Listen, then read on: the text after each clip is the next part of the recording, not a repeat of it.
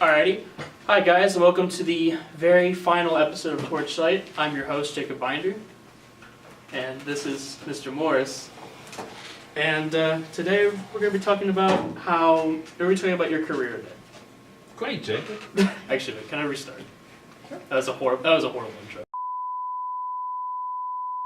Alright, so first off, I wanted to talk about what made you want to get in this line of work? Which line of work? Like becoming a high school AP. Oh, a principal. During my years of teaching, I found that I had better connections with students who maybe either didn't fit as well or had issues fitting in with mainstream student populations.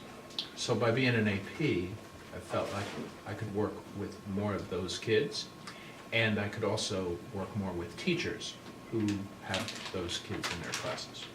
Were you ever a teacher yourself? Of course. What did you used to teach? I was a high school band director for 11 years. Oh boy. I mean, I never was in the band myself, but I've always heard that, it takes a lot to be dedicated to that, especially for the directors too, to be able to direct like a million kids. It's a lot of kids and a lot of hours and a lot of blood, sweat, and tears and a lot of fun. Yeah, look where it got you. So, as an AP, I'm pretty sure you've seen a lot of senior classes go through here. What makes our senior class unique? Well, every class is unique because they're the sum total of all the individuals, except for fifth-year seniors who are not unique because they get 2 senior years. That's true, yeah. I mean, anything in specific, like any sort of characters? The class of 2018 is an exceptional senior class. The academic efforts and the high expectations that kids have for themselves and the willingness they have to achieve their goals is really something unique at Seven Lakes. And you guys will all see that when you go out to various colleges and universities and start mixing with kids from other schools that do not have that. And that's when it'll dawn on you guys what a strong, incredible, awesome class that you were and what a great education you got at Seven Lakes High School. Yeah, I'm really looking forward to that.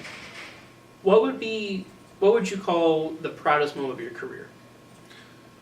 Wow. That's a hard question. It's been a long time. Proudest moment of my career, like an educational moment? I mean, there have been kids who, I feel like I've had a hand in helping to graduate and get a high school diploma, and when I see those kids walk across the stage and knowing how much extra it took to get them there, that's incredible. So I guess probably some of those. I think some of the teachers I've worked with who go on to do absolutely incredible, awesome things. Those have been real proud moments. Yeah, I mean, it must bring a tear to your eye to seeing those kids just walking across the stage and everything, and showing that really hard work they put in because you had a hand in it. Or it is, but it's also neat seeing the tears in students' eyes walking across the stage, because it will hit you guys. It will hit from the top of the class all the way through. It doesn't matter what your class rank is. You walk across the stage alphabetically just like you walked into kindergarten. So it is, it's bittersweet. It's the end of one thing and the beginning of the rest of your life. And those emotions are real. And for me, as a professional educator, I live for those moments because that's the human experience. Yeah, and what do you think you'll do in your retirement? I'm going to travel. I'm going to spend a lot more time, I hope, with my grandkids and their families. Maybe play a little more golf. Or where do you think of traveling to in specific? We have a trip to Europe this summer. We have a trip to Puerto Vallarta in October. We're going to Cuba next February, so we're already planning out probably the next 3 years or so. Wow. Okay. Like, are you planning to travel the world too, or? I'd love to do there's a great cruise around the world. It's almost 6 months long. That'd be real fun. As soon as I win the lottery, I'll start looking into that. I mean, you have a lot of time on your hands. Yeah, and I'll keep working. There'll be other opportunities.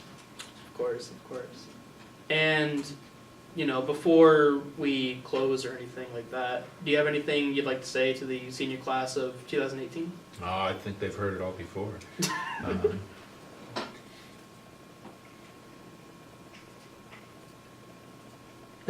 Something right now. I mean, yeah. Come up with something off the top of my head. Of course, you're a man. You're a man of words. I'll give them a toast that I made for my parents at their 50th wedding anniversary, and which I also shared at their memorial service with all their friends in attendance. And it goes all the way back to the 1700s. And that toast is, may the hinges of friendship never rust, nor the wings of love lose a feather. Okay.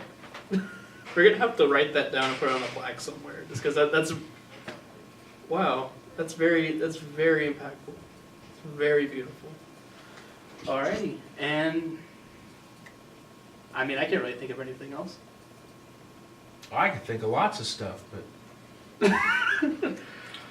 Alrighty, guys, and this has been Torchlight. It's been an honor doing this show for y'all. Yeah, I mean, to everyone who's graduating as a senior, I mean, it's been a wild ride for all of us. Definitely has. And for anyone who's not going to Lone Star Sci Fair, I hope I'll see you again in the future. And who knows, maybe you might run into Mr. Morris here too. it could happen. Yeah, it could happen. I hope so. Go golfing with him sometime. Alrighty, guys. Thank you so much for watching all of our episodes. And like I said, it's been a pleasure doing this show for y'all. So, how do we close this? How do we end it? That was the end. Was that the Was end? that not a Seems like a closing? good end. Yeah. Huh. It's our symbol grab. Alright. Jacob! Alrighty. All done. Thank you so much, Mr. Morris. Okay. That's it? Yeah, That's it? Good to go? Yeah.